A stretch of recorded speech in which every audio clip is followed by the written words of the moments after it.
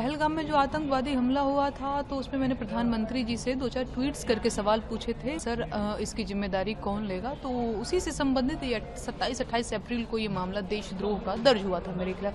जैसे आपके ऊपर जो देशद्रोह का मुकदमा दर्ज था उसमें अब सुप्रीम कोर्ट से जो राहत मिली है, क्या कुछ शर्तें रखी गई हैं इसको लेकर? नहीं, अभी मैंने ऑर्डर तो नहीं पढ़ा है, लेकिन हाँ, सुप्रीम कोर्ट का जो फैसला है वो मेरी गिरफ्तारी पर रोक का है और ये मेरे लिए बहुत सुखद खबर है और इसके लिए मैं माननीय सुप्रीम कोर्ट का बहुत धन्यवाद करना चाहती हूँ। जिस तरीके से अभी तक जो पुलिस की तरफ से कोर्ट में रिपोर्ट दी जा रही थी कि आप विवेचना में सहयोग नहीं कर रही हैं, आपको नोटिस दी गई थी, लेकिन आप जिस तरीके से एकाएक हजरतगंज थाने भी पहुंची थी अपने बयान दर्ज कराने में, तो क्या उसके बाद किसी तरह के कोई बयान आपके दर्ज किए गए हैं अब तक?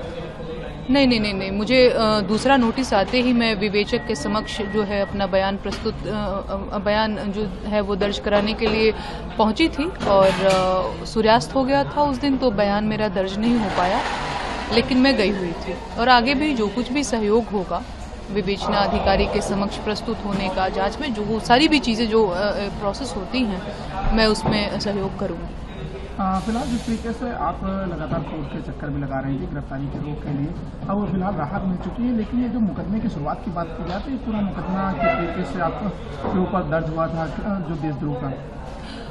पहलगाम में जो आतंकवादी हमला हुआ था तो उसमें मैंने प्रधानमंत्री जी से 2-4 ट्वीट्स करके सवाल पूछे थे कि सर इसकी जिम्मेदारी कौन लेगा, तो उसी से संबंधित 27-28 अप्रैल को ये मामला देशद्रोह का दर्ज हुआ था मेरे खिलाफ। वही सारी चीज़ें प्रोसेस हो रही हैं, 8-9 महीना पहले का मामला है सर जी। तो अब जिस तरीके से किसी तरह की जो दूसरी नोटिस आने की बात की जाए तो उस पर आप पहुंचेंगे, एक ही मामले में जमानत मिली या फिर जो लंका थाने की बात की जाए उस पर भी कोई? नहीं, लंका थाने में चीज़ें अभी प्रोसेस नहीं हुई हैं, है ना। लंका थाने की तरफ से अभी मुझे नोटिस तक नहीं मिला है जी।